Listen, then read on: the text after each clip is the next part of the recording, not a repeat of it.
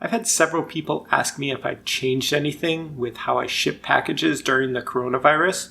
So I decided to make this video to answer that question and just show you how shipping for my small business works. I wanted to read a question and answer from the World Health Organization website. I'll put a link to this page in my show notes. It has lots of interesting and useful question and answers on that page. I'll be focusing on the one that talks about shipping packages. So the question is it safe to receive a package from an area where COVID-19 has been reported? And then their answer is yes. The likelihood of an infected person contaminating commercial goods is low, and the risk of catching the virus that causes COVID-19 from a package that has been moved, traveled, and exposed to different conditions and temperatures is also low. Other well-respected health organizations like the CDC have also issued similar statements, so the risk seems to be low for receiving packages.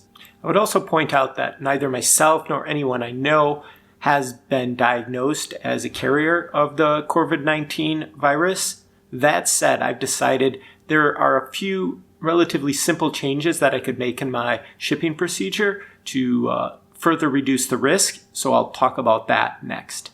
I've read a few different papers that have researched how long different variants of the COVID virus can survive on surfaces. So the maximum time that the papers I've looked at have stated is either a maximum of 3 days up to a maximum of 10 days. So to reassure my customers, what I'm instituting are some policies that help ensure that I'm the only person who actually touches the interior of the boxes that I ship out in the last 10 days. So basically all I'm really having to change to make sure this happens is I don't allow my wife or child to help ship packages. So that should reduce the number of people. I also make sure to wash my hands properly before I do any of the shipments. So I take these steps to help further reduce risk, which has already been labeled as a low risk by the World Health Organization. I would point out, though, once I ship the packages, the Postal Service will still be handling the packages. A lot of that is done automated, but there will still be several people who touch the outside of packages. But that's all taken into account, I assume, with the statement from the World Health Organization listing even, considering that it's still a low risk. So I'm just doing what I can on the interior of the box to further reduce risk. So this is my warehouse. Let me show you the process I go through when shipping an electric eel wheel nano.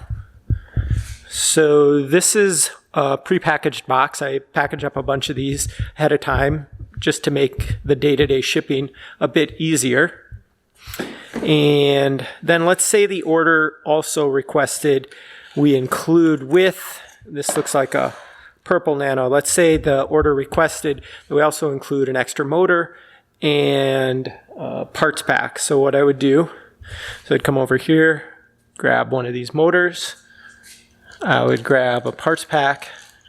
Both of those would go into this box, as would the shipping slip.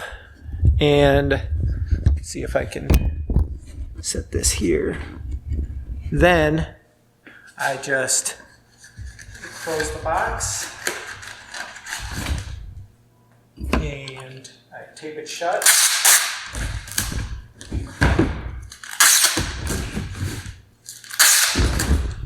And then after that, I just put the actual shipping label on. And at this point, it's good to go. The next step is I get these big bags from the USPS, and I would just put this down in here. And after putting a bunch of those in there, I would take this bag and I would just put it on the outside of my garage door. And those will get picked up by the Postal Service around 11:30 each day. So I do all of this shipping on a daily basis. So that's an overview of my shipping process. I would, of course, make changes to it if one of the respected health organizations were to make new recommendations, or if I just saw something that was an easy change and made sense to me. I know everyone has different risk tolerances, and I respect those differences. I hope this overview of how I handle shipping was interesting and useful to you. Thanks for watching.